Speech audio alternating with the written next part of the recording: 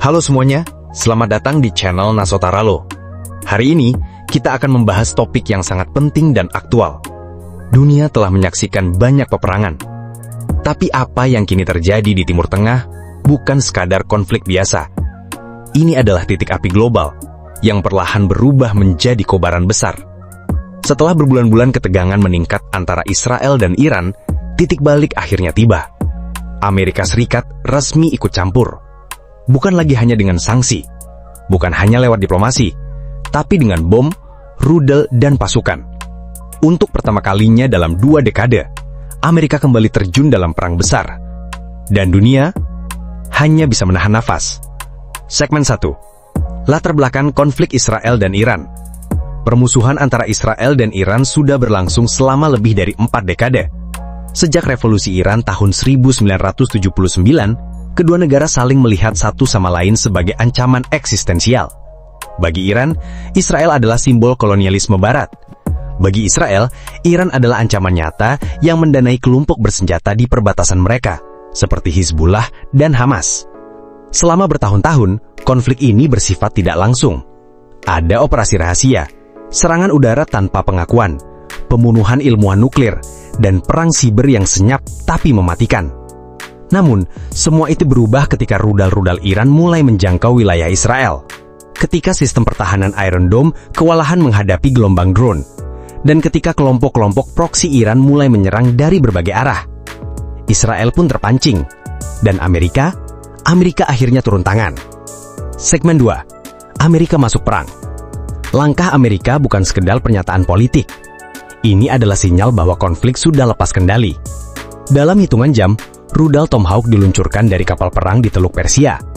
Jet-jet tempur siluman F-35 memasuki wilayah udara Iran.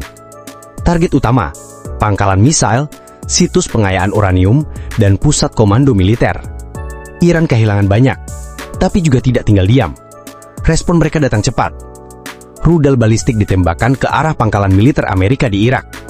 Milisi Syiah di Suriah dan Yaman bergerak. Dunia menyaksikan. Inilah awal dari babak baru. Perang langsung, Amerika versus Iran, dan Israel berada di jantung medan pertempuran. Segmen 3. Balasan Iran. Iran memilih strategi serangan menjebar, bukan hanya lewat militer reguler, tapi lewat proksi dan taktik gerilya. Rudal ditembakkan ke Haifa dan Tel Aviv. Drone bersenjata dikirim ke ladang gas Israel di Mediterania. Hizbullah membuka front utara dari Libanon. Di Laut Merah, kapal dagang Israel diburu. Di Irak dan Suriah, pangkalan Amerika diserang bertubi-tubi.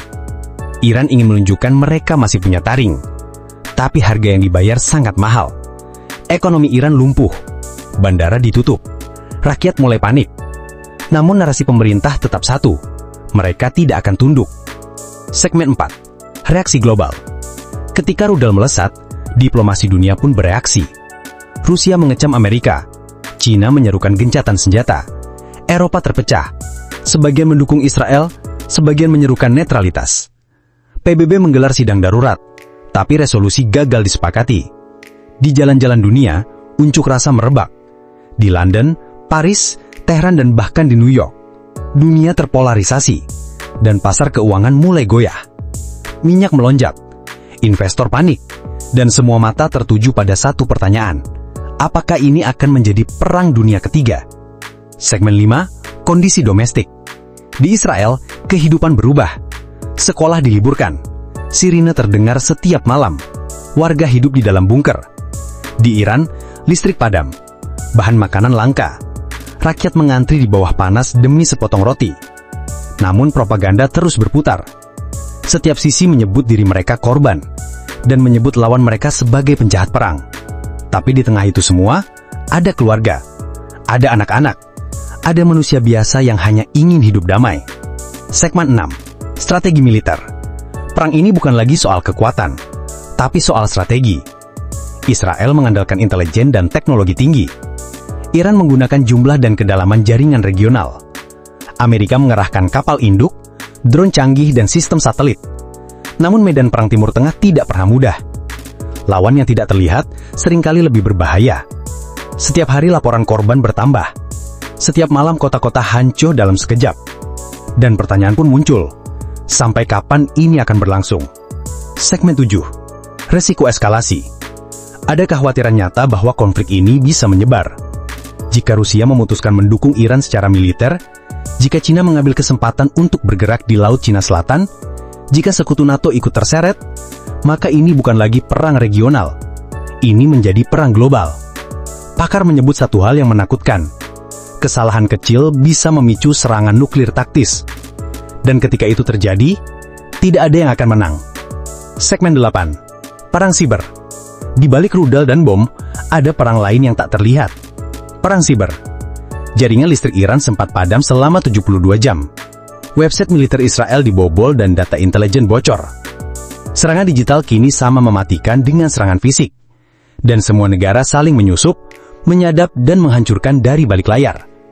Segmen 9. Korban sipil. Setiap konflik menyisakan luka.